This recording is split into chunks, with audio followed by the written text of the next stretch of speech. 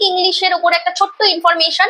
তোমরা যারা ক্লাস 12 এ পড়ছো এবং নেক্সট ইয়ার অর্থাৎ 2025 এ গিয়ে এইচএস পরীক্ষা দেবে, তো তোমাদের জন্য হতে চলেছে আজকের ক্লাসটা ভীষণ ইম্পর্টেন্ট। কারণ আজকের ক্লাসে আমি ডিসকাস করব যে তোমাদের ইংলিশে, মেনলি ইংলিশ বি পার্টে কি কি চ্যাপ্টার থেকে কেমন কি প্রশ্ন আসে বা প্রশ্নের মান কেমন থাকে, কিভাবে আমরা পড়লে ট্রিক ওয়াইজ তাহলে কিন্তু খুব ইজিলি ভালো নাম্বার স্কোর করতে পারবো।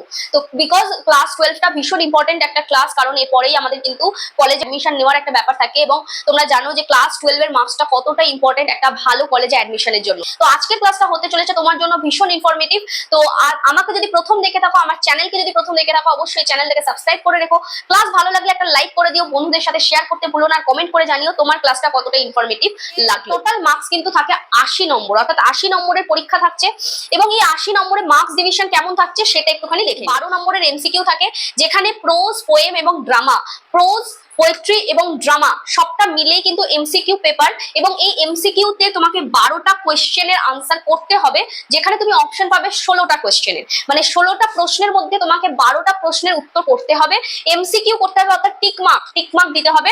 এবং যেখানে তুমি পেয়ে যাচ্ছ প্রত্যেকটা কোয়েশ্চেনের জন্য 1 নম্বর। তো 12টা প্রশ্ন আউট অফ 16, মানে 16টা প্রশ্নের মধ্যে 12টা প্রশ্নের উত্তর তোমাকে দিতে হচ্ছে, প্রত্যেকটা প্রশ্নের মান হচ্ছে 1 এবং তুমি এখানে পেয়ে যাচ্ছ 12 নম্বর। এখানে থাকছে 12 নম্বর, তাহলে টোটাল এমসিকিউ কোয়েশ্চেনে 12 মার্কস থাকছে, বোঝা গেল। এবারে আসছে এসএকিউ। এসএকিউ মানে হচ্ছে শর্ট আনসার কোয়েশ্চেন, ঠিক আছে? তাহলে এক কথায় উত্তর তোমাকে দিতে হবে, শর্ট আনসারে দিতে হবে। তো এখানে তোমার থাকবে 8 নম্বর, 8 মার্কস থাকছে, ঠিক আছে? এবার 8 মার্কসের ডিভিশনটা কিরকম হচ্ছে দেখো। প্রোজ, যেটা আমরা স্টোরি পড়েছি, প্রোজ পড়েছি, তো প্রোজে তোমাকে 8টা কোশ্চেন দেওয়া থাকবে, যেখানে 4টে কোশ্চেনের আনসার তোমাকে করতে হবে, মানে অপশন পাচ্ছ তুমি, রাইট? তো 4টে প্রশ্নের উত্তর তোমাকে করতে হচ্ছে 8টা প্রশ্নের মধ্যে থেকে, বোঝা গেল। এবং প্রত্যেকটা প্রশ্নের মান কিন্তু 1 করে, তাহলে 1 × 4 হয়ে গেল 4, ঠিক আছে? এবারে একইভাবে প্রোজ থেকেও তোমাকে 4টে অ্যাটেন্ড করতে হচ্ছে, পোয়েম থেকেও তোমাকে কিন্তু 4টে অ্যাটেন্ড করতে হচ্ছে। তো 4 এবং এখানে পোয়েম থেকেও 4টে অ্যাটেন্ড করতে হচ্ছে আউট অফ 8, মানে 8টা কোশ্চেনের মধ্যে এখানেও 4টে করতে হচ্ছে। তাহলে এখানেও তুমি পেয়ে যাচ্ছ 1 নম্বর করে, অর্থাৎ 4 নম্বর। তাহলে টোটাল মার্কস কত হলো? 8 মার্কস। এবং এই 8 মার্কসটা পুরোটাই এসএকিউ থেকে আসছে, মানে শর্ট আনসার কোয়েশ্চেন দিচ্ছ, ওকে? তো বোঝা গেল। তাহলে এমসিকিউ তে 12 নম্বর আর এসএকিউ তে হয়ে গেল 8 নম্বর, টোটাল 20 নম্বর কিন্তু অলরেডি এখানে হয়ে গেছে। এবার আসছে ডেসক্রিপটিভ পেপার। তো ডেসক্রিপটিভ পেপার মানে কি, তোমাকে বড় আনসার লিখতে হবে, লং আনসার 250 ওয়ার্ডস লিখতে হবে এবং এখানে তোমার কিন্তু 30 মার্কস থাকছে, টোটাল 30 মার্কস থাকছে। প্রোজ থেকে কিন্তু তোমার 4টে কোয়েশ্চেন থাকছে, যেখানে তোমার 2টো প্রশ্নের আনসার দিতে হচ্ছে, 4টে অপশন পাচ্ছ, তার মধ্যে 2টো আনসার দিতে হচ্ছে।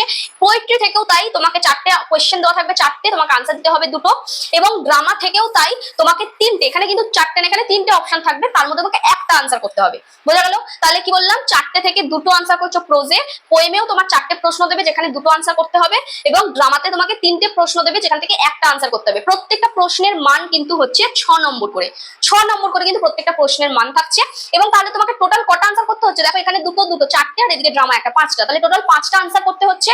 5টা কত নম্বরের আনসার? 6 নম্বর করে, এক একটা প্রশ্নের মান কিন্তু 6 থাকছে, ঠিক আছে? তাহলে 5 6 30 হয়ে গেল, তাহলে তোমার এখানে হয়ে গেল 30 নম্বর। তাহলে বুঝতেই পারছো, ডেসক্রিপটিভ পেপারে থাকছে 30 নম্বর, ওপরে হচ্ছে এসএকিউ যেখানে 8 নম্বর, আর এমসিকিউ যেখানে হচ্ছে 12 নম্বর। তাহলে টোটাল কিন্তু এসএকিউ, এমসিকিউ এবং ডেসক্রিপটিভ মিলে তোমার হয়ে গেল 50 নম্বর। 50 নম্বর থাকছে মেনলি তোমার গ্রামার বাদ দিয়ে বাকি যে পার্টটা থাকে আমার প্রোজ, পোয়েম এবং ড্রামা, সেই পার্ট থেকে থাকছে 50 নম্বরে। আশা করছি ক্লিয়ার করতে পেরেছি। তো চলো এবার দেখে নিই গ্রামার এবং আনসিন এবং রাইটিং থেকে আমাদের কত কি নাম্বার থাকে। এখানে থাকছে ডু অ্যাজ ডিরেক্টেড, যেখানে মেনলি থাকছে 6 নম্বর, টোটালটাই থাকছে গ্রামারকে কভার করবে। গ্রামারের সমস্ত কিছু, সেটা অ্যাক্টিভ প্যাসিভ ভয়েস বলো, ট্রান্সফরমেশন অফ সেন্টেন্সেস বলো, তো সমস্ত গ্রামারটাই কিন্তু কমপ্লিট হবে এখানে। এখানে 6 নম্বর, অর্থাৎ প্রত্যেকটা মার্কস থাকছে, প্রত্যেকটা কোশ্চেনের জন্য 1 নম্বর করে, 6টা প্রশ্ন থাকছে 6 নম্বর, ওকে? বোঝা গেল। নেক্সট থাকবে একটা ফিলার, অর্থাৎ ফিল ইন দ্য গ্যাপ তোমাকে করতে হবে আর্টিকেল প্রিপোজিশন দিয়ে।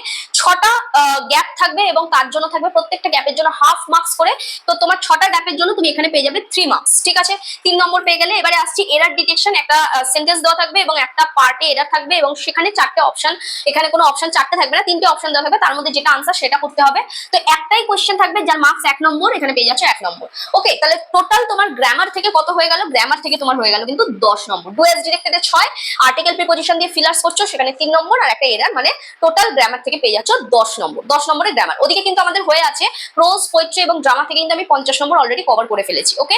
গ্রামার থেকে হয়ে গেল 10 নম্বর। এবারে আসছি আনসিন প্যাসেজ। তোমাকে একটা আনসিন প্যাসেজ তুলে দেবে, যেখান থেকে প্রশ্ন উত্তর, ফিল ইন দ্য গ্যাপ, এই ধরনের কিছু কোয়েশ্চেন থাকবে, ট্রু ফলস থাকবে, যেখানে তুমি পেয়ে যাচ্ছ 10 নম্বর টোটাল থাকছে আনসিন প্যাসেজের উপর।